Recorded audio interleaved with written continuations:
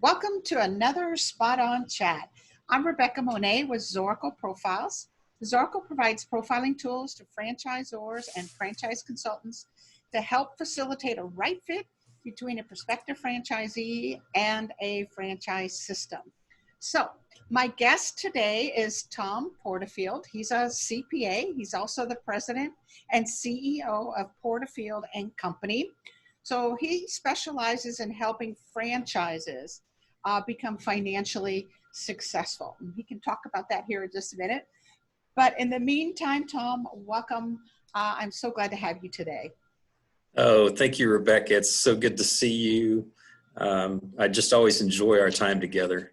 We always touch on so many topics and our conversations go in so many different directions. And I always leave taking notes and so excited when we get to talk. So I'm so grateful you carved out some time for me today. Oh, you're welcome. So I'm going to launch right into my first question for you. Offline, you and I were talking about this idea about we're not controlled about our circumstances, or we can change our circumstances. And I think this is particularly a fascinating thought during some of the challenges and struggles folks are going through during this pandemic, right? But can you elaborate what you mean when you talk about circumstances and the ability to change them? Yeah, I mean, primarily, when I say that and share that idea or that thought, I'm thinking about, a business circumstance. And, I go back 17 years when I bought a small town CPA practice. And, I was committed to the ideal of being a CPA and helping people and being very proficient at what we do. Mm-hmm. But, what I found myself I was quickly immersed in what we do and really struggled for quite a few years. I mean, we did okay, but, and we did good. We helped people. We helped improve their lives. But, it was a grind. Mm-hmm. And what I wasn't able to do during that time, because it was such a grind for me, I wasn't able to really, raise my head up and think about what would I like things to look like in my life? What would I like my business to look like? My relationship with my wife, my relationship with my kids, how I'm involved with things and so forth. And, what we find in life is if we're just focused on dealing with the circumstances in front of us. Kind of like this. Yeah, we don't really, look up and think about, well, if I, do I really like this, or does it cause me anxiety, tension, pain? How can I change that? And it's like, for example, I've told our team members, several times, if something's bothering you, right? If something wakes you up at night or you wake up in the morning thinking, oh, I just dread that, the best way to get rid of that dread or being woken up at night about it is to take care of whatever that situation is. Mm-hmm. Right? I mean, if you mark it off your list, if you've completed it, it's no longer on your list, then you're no longer going to be woke up at night and have to deal with it. And mm-hmm. It's kind of like that in life. I mean, if there are circumstances that you're dealing with, if you take care of those, then they don't cause you the pain. Right. It's interesting. I had a conversation with a good friend of mine the other day, and I was whining. Okay. Imagine you're that. Entitled to do that once in a while. I was whining about a circumstance, right, in my business. It was the third time she heard me whine. We're on Zoom. If she's on the phone, I wouldn't have caught her, but I could see her rolling her eyes, like, oh my gosh, not this again. Why hasn't she fixed this? Why hasn't she changed that circumstance? And it was a powerful moment for me because I'm whining in my head about this circumstance, and have been for a couple of months now. And now it's also coming out of my mouth to a friend who's not even involved in this situation, right? There's Mm-hmm. nothing she can do about it. She's just a sounding board. And when she rolled her eyes, I'm going, she's sick of hearing it.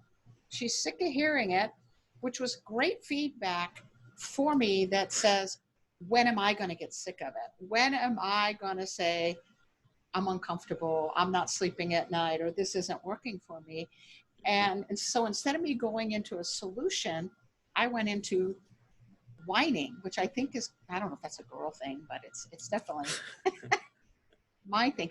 So to you, it's about self-assessment, where you literally ask yourself, is this getting me where I want to go? Is this making me happy? Is this keeping me up at night? Where you literally self-assess, and then you determine, okay, this doesn't work for me, and then you make a plan to get out of it. Oh, well, I don't know that I'm real good at it. I've been told by some people that I'm way too patient. I mean, way too Me too. patient. I will live with things. And, but I'll share with you a personal, story. And that is, I had a business partner at one time that it was a difficult relationship. And, in the beginning, it seemed like when we started it, it seemed like it was going to be a good situation. We kind of complemented one another, and there was some common background and some things. But early in that relationship, there was something requested of me, almost demanded of me. And I was thinking, are you serious? Because I've never even done that for myself. Wow. And the relationship it was 7 years that were very difficult for me and my wife. And it caused me physical pain. And there was a little, you've heard about, you've heard people say, well, he's a pain in my neck, or he's a pain in my back, or something. And it really does, your body can deal with things in different ways. And my body deals with tension by causing me pain. Mm-hmm.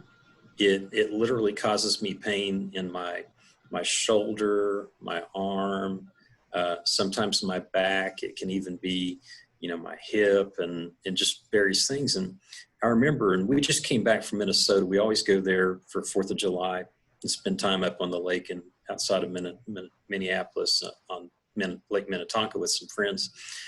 And I remember going a few years, it's probably been 6 years ago now, 6 or 7 years, and getting up in the morning to get ready to go, because we leave early in the morning, 5 o'clock, and we try to get there and enjoy the evening on the lake. And I was in so much pain that morning because I just dreaded leaving. I didn't want to leave, even though I knew I needed vacation. I didn't want to leave. And my younger son would have been driving then, I think in probably that segment between Des Moines and Minneapolis. We let him drive, and I went in the back, and I remember sitting on my iPad, and I Googled, can stress cause back pain? Yes. Yeah. And, but I found out, there's a difference between stress and tension. But there was a Dr. John Sarno, and he's done a lot of studies on this and has a lot of proteges that believe and follow, the analysis and stuff he's done. You would appreciate this as a scientist. Yes. And I think John Stossel even did a segment on him on 2020 at one time, because John dealt with back pain, and he found out it wasn't really anything physical. It was more tension related and stuff. So anyway, as making a long story short, I went through a process then of analyzing and figuring out, well, hey, I've got some things I've got to take care of in my life because they cause me tension and stress.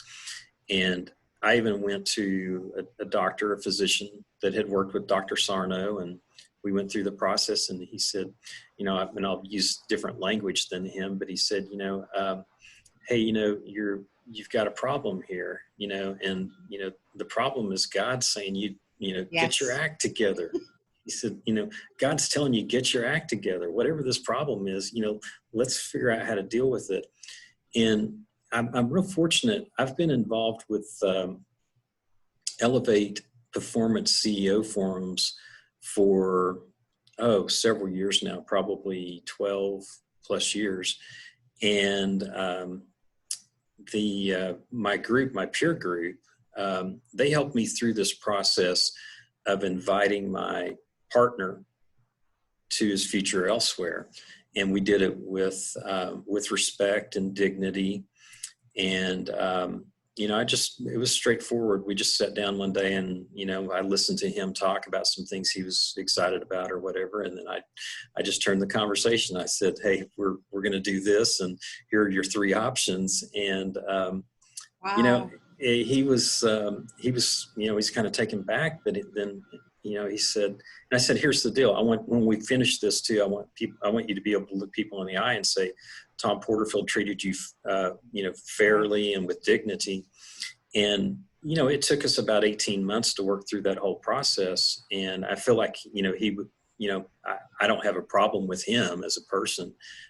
It was a situation we had to take care of, because if we didn't, the pain wasn't going to go away and my life wasn't going to get any better. And today I have the freedom to do the things I need to do to change and make those changes. So it's kind of like, the circumstances we were in, I couldn't navigate outside of those. So I had to make some changes in order to navigate outside of those. I love how you put that and tied it all together, that your patience probably had you stay in a circumstance longer than you probably should have for both of your concern. Mm-hmm. And your body was giving you feedback. And it sounds like, based on science, our bodies and our minds do have a very direct connection. Sometimes when we're not listening to the mind saying it's time to get out of here, time to change the circumstances, time to do something different, our body communicates it through tension, which then communicates that through pain. But you listened to it, and you had some others help you facilitate a win-win, dignified, honorable way for 2 people to get out of a circumstance that was not good for either one of you. What an incredible experience.